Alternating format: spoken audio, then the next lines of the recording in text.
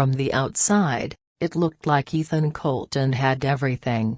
He was the only son of one of the wealthiest businessmen in the city: mansions, cars, a private driver, and even a tutor for every subject. Yet behind the polished gates and luxury, Ethan carried a secret that burned inside him like shame. He was failing every single test at school. Teachers shook their heads in disbelief. His father, Mr. Colton, barely looked at him anymore, only asking, "Why can't you get at least one grade right?" Ethan tried a god, he tried, but the harder he studied, the more the words blurred on the page. Numbers danced like ghosts.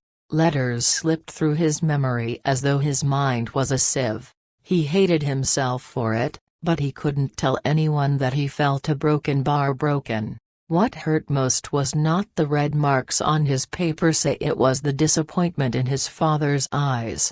Ethan longed to make him proud, but the gulf between them grew wider with every failed test. And then one afternoon, everything changed.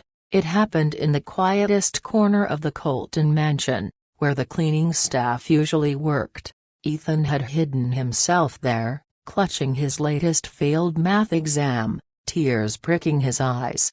He didn't notice someone else in the room until a gentle voice spoke. "You know," the voice said softly, "you're holding the paper upside down." Ethan snapped his head up, embarrassed. Standing before him was a girl his age, wearing a faded uniform dress. Her hair was tied back loosely, strands falling across her face. He recognized her instantly: Maya, the maid's daughter. She often came by after school to help her mother clean, though Ethan had never spoken more than 2 words to her. "What do you want?" he muttered, quickly flipping the paper the right way. Instead of mocking him, Maya smiled kindly. "I noticed you've been a broken bar struggling with your homework. I've seen the tutors leave frustrated, but maybe you're just not learning the way they teach." Her words cut straight to his heart. "You think I'm stupid, don't you?" "No," Maya replied firmly. "I think you're smart. You just haven't found your way yet." Ethan laughed bitterly, shaking his head, but something in Maya's calm, confident tone made him pause. That night, when everyone else had gone, she sat beside him at the long marble table in the dining room. Instead of diving into the textbook, she pulled out a scrap of paper and began drawing. "Math," she explained, "is like a puzzle, and puzzles aren't solved by staring at numbers, they're solved by seeing the patterns." She showed him how to turn equations into pictures, breaking them down into steps as if she were telling a story. For the first time, Ethan didn't feel lost. He felt a broken bar curious. Over the weeks that followed, Maya became his secret teacher. While the world dismissed her as just a maid's daughter, Ethan discovered her brilliance. She had dreams of becoming an engineer but couldn't afford expensive tutors, so she had taught herself, using free books from the library, and had developed her own methods of learning. She passed that gift on to him, not through drills and lectures, but through patience and creativity. But nothing came easy. Ethan still stumbled, still fought his frustration. More than once, he slammed his pencil down and shouted, "I can't do this." And each time, Maya would look him in the eye and say, "You can. The problem isn't you, it's how you've been taught. Try again." Slowly, his grades improved. A D turned into a C. A C into a B. For the first time in his life, Ethan felt a spark of pride when he saw the marks on his paper. He couldn't wait to show his father, but when he finally did, Mr. Colton only scoffed. "Barely passing is not an achievement. You should be excelling, Ethan. You have every advantage money can buy." The words crushed him.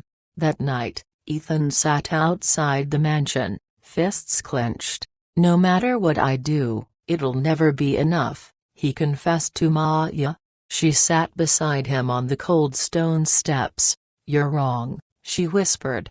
"Success isn't about proving yourself to your father. It's about proving to yourself that you're capable. Don't live his dream. Live your own." Her words stayed with him.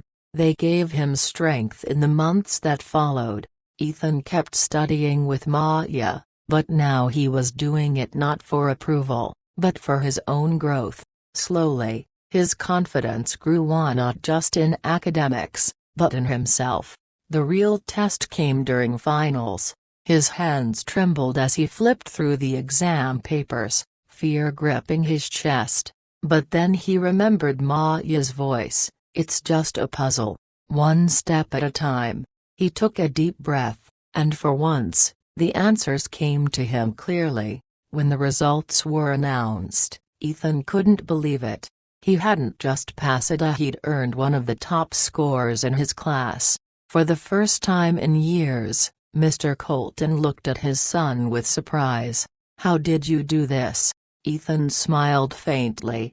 "I stopped trying to be perfect, and I started learning in a way that works for me." He didn't mention Maya, not yet. Some secrets were too precious. But later, when the mansion was quiet, Ethan found Maya in the kitchen. Without a word, he held out his report card. She glanced at the grades, and her eyes lit up. "I told you," she said softly. "You just needed the right key to unlock your mind." Ethan's voice trembled as he replied, "You were that key, Maya. You showed me that I wasn't broken. I just needed to believe in myself." From that day on, Ethan's life was never the same. He no longer measured his worth by his father's approval. He measured it by his own courage to keep trying. And Maya, her brilliance didn't go unnoticed. Ethan convinced his father to fund her education, reminding him that true potential could come from the most unexpected places. In the end, Ethan and Maya proved something powerful. Success isn't about wealth, privilege, or even talent. It's about finding the right way to unlock the gifts already inside you. Aodiaris's message for the audience: no matter who you are or where you come from, you are not defined by your failures. Sometimes all it takes is the right perspective, the right guide, or the right belief to uncover the strength you've had all along.